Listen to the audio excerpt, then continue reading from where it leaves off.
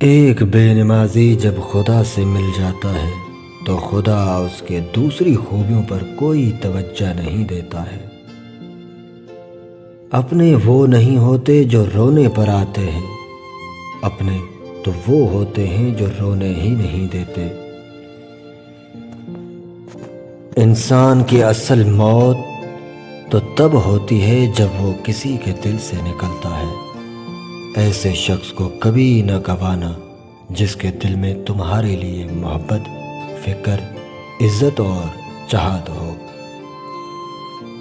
انسان دنیا میں بہت سے برے کام مختلف قسم کے خوف کی وجہ سے کرتا ہے۔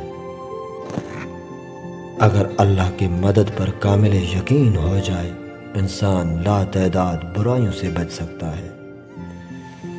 میں علم کے اس درجے تک یوں پہنچا کہ جو کچھ مجھے معلوم نہ تھا وہ میں نے معلوم کرانے میں شرم محسوس نہ کی۔ جو شخص حرام کھاتا ہے اس کے تمام اعضاء گناہ میں پڑ جاتے ہیں۔ جب آپ ناراض ہوں تو فیصلے نہ کریں، جب آپ خوش ہوں تو وعدے نہ کریں۔ خوش رہو، ہو سکتا ہے کہ آپ مرنے کے بعد مشہور ہو جائیں۔ جو تم ہو ہمیشہ وہی رہو، باقی سب پہلے ہی جا چکے ہیں۔ دو آدمیوں نے بیکار محنت کی اور بے فائدہ کوشش کی، ایک وہ جس نے دولت جمع کی اور خرچ نہ کی، دوسرا وہ جس نے علم حاصل کیا اور اس پر عمل نہ کیا۔ اگر میرا ضمیر اور نیت صاف ہے تو اس بات سے کوئی فرق نہیں پڑتا کہ کوئی مجھے اچھا کہے یا برا۔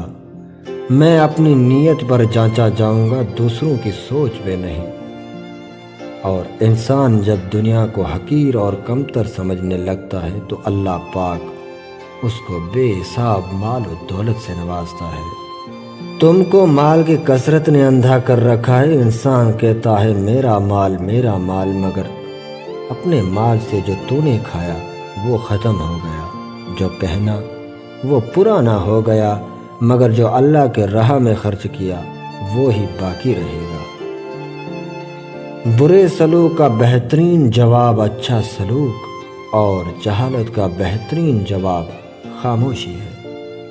اوقات سے زیادہ دی ہوئی عزت اور محبت کم ظرفوں کو کبھی بھی راس نہیں آتی۔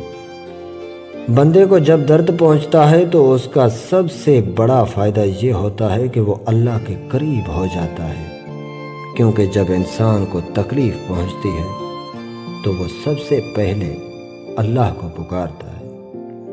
کسی کے راز تلاش نہ کرو، اگر نظر آ جائیں تو فحش نہ کرو۔